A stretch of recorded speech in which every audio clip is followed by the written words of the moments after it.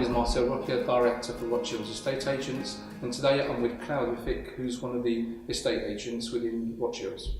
What we're going to talk about today is what are the key questions you've got to ask an estate agent before signing a contract. So, Claudia, what's your thoughts on key questions to ask? I think the first key question is for the vendor to ask what the service offering is on the basis of their contract. First point is the term, I think, is very important for them because I think that reflects the performance of the estate agent as to how quickly they intend on selling and keeping their contract going. So the term of the contract, obviously some agents are doing quite long terms. Yes. What's your thoughts on that? At the end of the day, our view is that it doesn't have to be a very long contract if you're a good agent. Okay, and it is something that it just gives us the opportunity to say, here's the term you'll have the property on for in order to sell your property. And really, in theory, we plan on selling nothing less than a month. Yeah. No more than a month, and it should be sold and at a very good price for our vendor. Yes. And within that first month, we're looking at reviewing ways to get it sold within that time at the right price. So really, term, it comes down to, it's a very generic thing to have a longer term contract. But really, it's not utterly necessary to have very long. Yeah, I can see that the advantage really is for the estate agent to have a term rather than the vendor. Absolutely. And I suppose that's a reflection on their confidence in being able to sell the property. Precisely that. One of the other things that I know is important is who will be taking care of you as a vendor. What's your thoughts on that? I think when I've said that in valuations in the past, it is a decision maker for some people because some agents, especially the bigger firms, which you could be dealing with 5-6 people within the sale of your property, and that's in the first few weeks.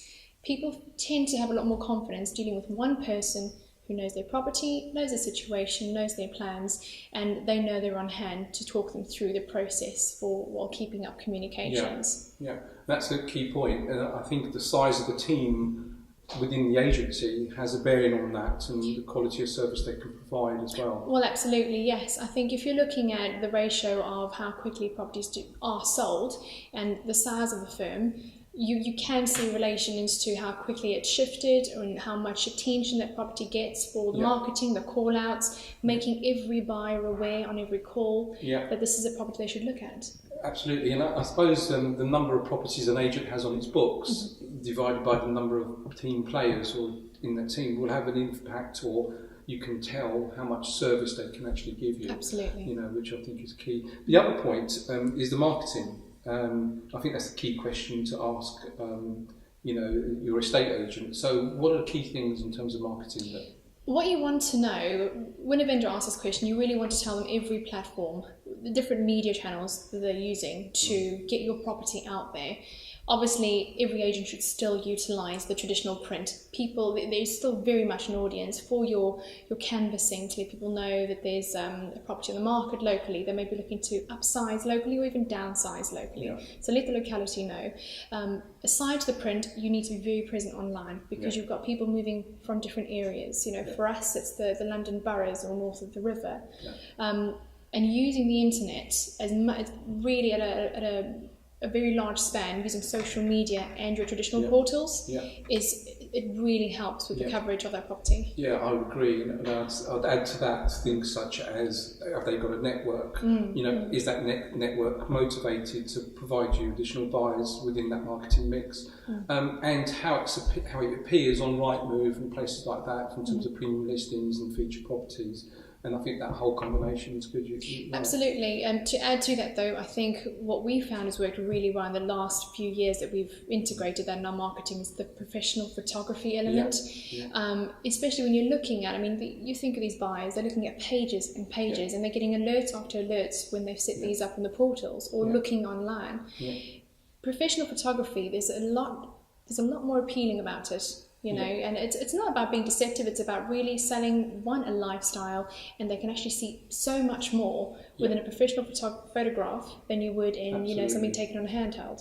So even an element like professional photography, make sure your estate agent does invest in that. And I guess that leads on to fees really, and what you get for the service in terms of all the items that you talked about, the marketing mix.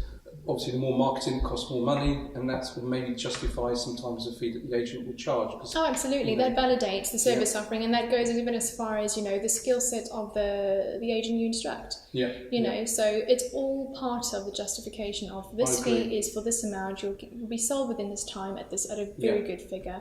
Yeah, and I suppose the other thing is negotiating, being able to negotiate the best price, because I suppose what you're instructing an agent to do is to get the best price for your property, and negotiation is a key thing as well. And one other thing is progressing the sale, because obviously transactions don't always succeed, and you know, a measure of an estate agent's liquidity is what their success rate is. Would you agree? I totally agree, and I think certainly ask your estate agent if they do have that offering as well, and if it comes down to that same individual taking care of you, looking after the sales progression, that would really help sort of make the process a lot quicker. Of course. Yeah. Excellent. Thank you very much, Carol. Thank you. Thank you.